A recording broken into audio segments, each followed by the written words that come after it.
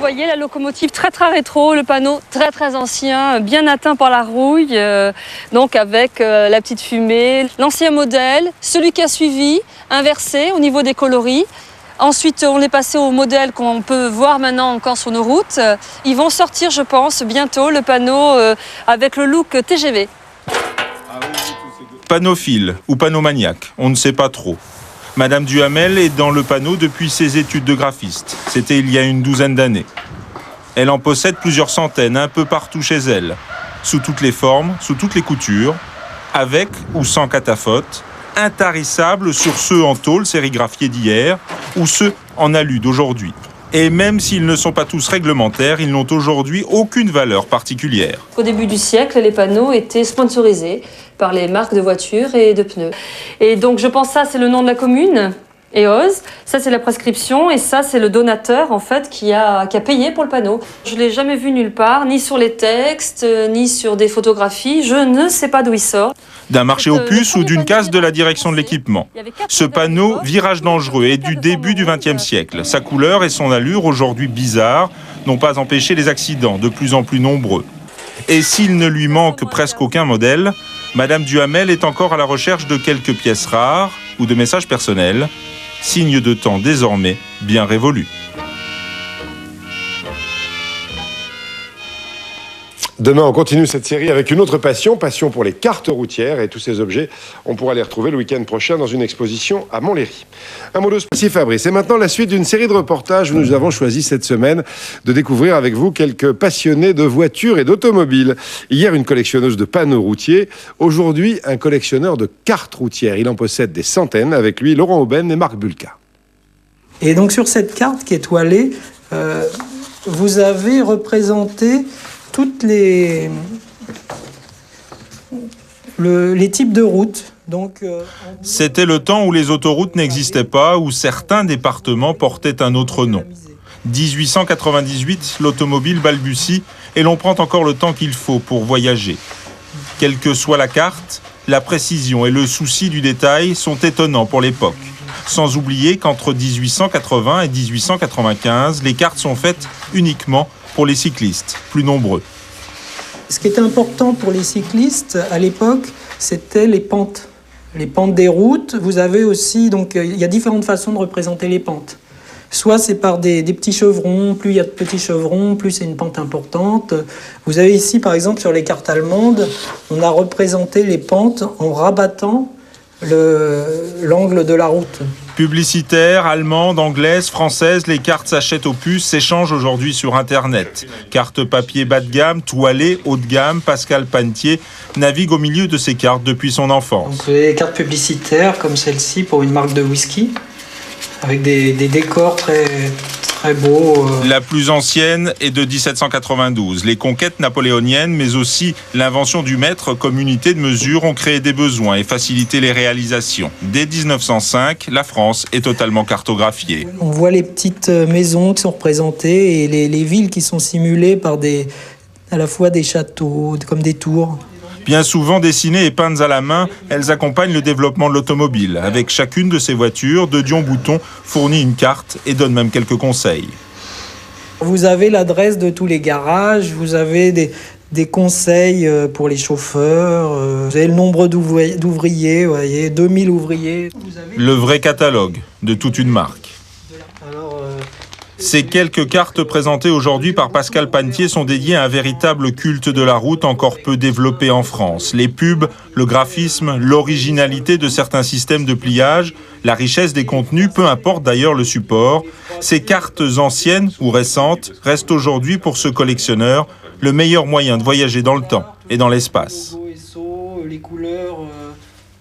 Autre série de la semaine, nous la consacrons, vous le savez, à une autre passion, celle de la route et de l'automobile. Il y aura une belle exposition le week-end prochain sur le circuit de Montlhéry, exposition de quantité d'objets qui racontent l'histoire de la route. On a découvert cette semaine une collectionneuse de panneaux de signalisation, un collectionneur de cartes routières. Aujourd'hui, quelqu'un qui se passionne pour, deviner, les pompes à essence. En Haute-Marne, Laurent Aubaine et Marc Bulka.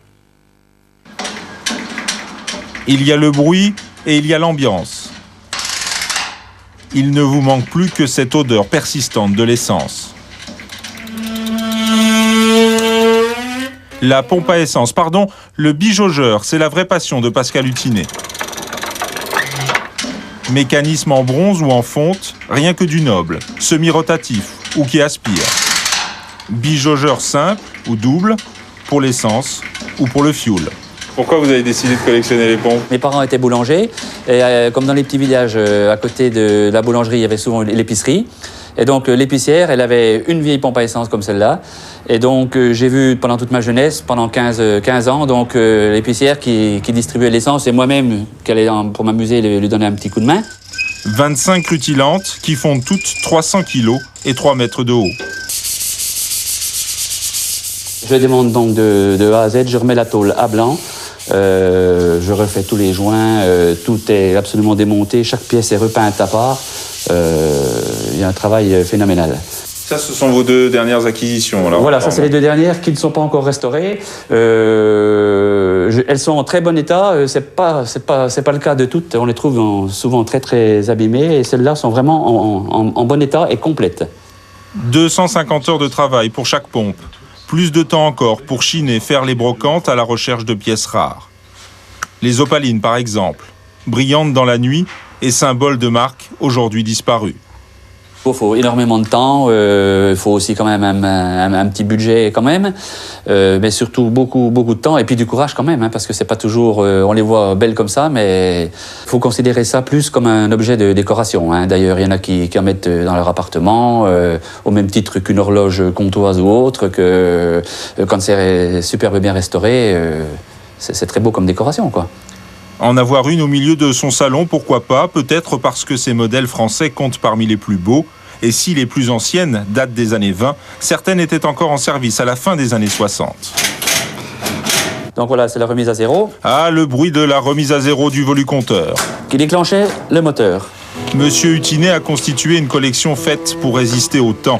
Alors qu'à quelques kilomètres à peine de son petit musée, c'est une station délabrée qui exhibe encore aujourd'hui ses machines complètement abandonnées.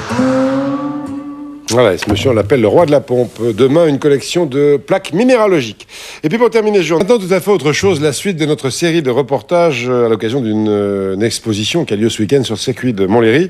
Série consacrée aux passionnés de la route et de la voiture. Après les collectionneurs de cartes routières, de pompes à essence ou de panneaux de signalisation, aujourd'hui, un collectionneur de plaques minéralogiques. En France, elles sont assez classiques, mais à l'étranger, il y en a qui sont très belles.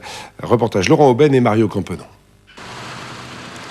Et si finalement la plaque minéralogique de vos voitures n'avait, à peu de choses près, les mêmes attributs que le timbre-poste? On paye pour les obtenir, elles diffèrent d'un pays à un autre, et il est clair que chez certains de nos voisins, ou plus loin encore ailleurs dans le monde, la plaque d'immatriculation mérite bien une collection, devenant ainsi l'objet central d'une vraie passion. Est-ce que c'est une façon de voyager virtuellement? C'est quand même une façon de faire quelque chose d'original et d'aller à la rencontre de gens qu'on n'a pas forcément l'habitude de voir quand on voyage. C'est une sorte de challenge. Nous sommes chez Monsieur Chevry. Près d'1 millier de plaques sont ainsi affichées chez lui un peu partout, même dans les endroits les plus inattendus. Ça, c'est la plaque d'un député équatorien. Il a son numéro, numéro 20. Ici, on voit qu'il a été élu pour les années 90 à 92. Donc ça, c'est un thème plutôt graphique qui va permettre de financer le zoo de Philadelphie. On a également d'autres plaques américaines qui permettent de financer des associations de défense de l'environnement ou de promotion des Jeux olympiques comme celle de Salt Lake City. Aujourd'hui, c'est Internet qui facilite les échanges. Les plaques d'immatriculation y ont une vie, une histoire. CMD, chef de mission diplomatique. CD, c'est un membre du corps diplomatique, alors que C ou K, c'est des consuls ou du personnel administratif. Mais aujourd'hui, il s'agit avec quelques amis de préparer la rencontre mondiale et biannuelle des collectionneurs de plaques. Vas-y, vous installez au salon, là, sur la droite. J'ai apporté quand même. Donc ça, Botswana. Écoute, moi, je te l'échangerais bien contre celle du Liban, là. Ah, ouais. C'est la course aux pièces rares qui s'organise. Monaco, Liechtenstein, Vatican sont les plus recherchés. L'Europe est encore aujourd'hui une réserve inépuisable de nouveautés. Oui, c'est par quelqu'un qui... Avec la chute du mur dans les années 89-90, on a toutes les plaques des pays de l'Europe centrale qui ont été modifiées. Alors pour les collectionneurs, c'est extraordinaire parce que on a tous ces pays qui ont changé de plaques. Et puis, il y a quelques curiosités assez enviées. Celle de l'OTAN, un peu allemande. ou celle de Chypre, déjà très européenne. Le paradis des plaques, c'est, paraît-il, l'Amérique. C'est là que Jean-Emmanuel Chevry a entamé sa collection. Pour moi, c'est trouver des objets qui sont graphiques, qui sont originaux, d'avoir des choses qui soient assez diverses, qui représentent un peu la diversité de ce qu'on peut trouver dans le monde. Cette plaque de la marine thaïlandaise en est le symbole. Au-delà, il y a les contacts avec les collectionneurs en France ou dans le monde. Sans doute qu'à partir d'aujourd'hui, regarderez-vous les plaques d'immatriculation avec un œil bien différent. Surtout si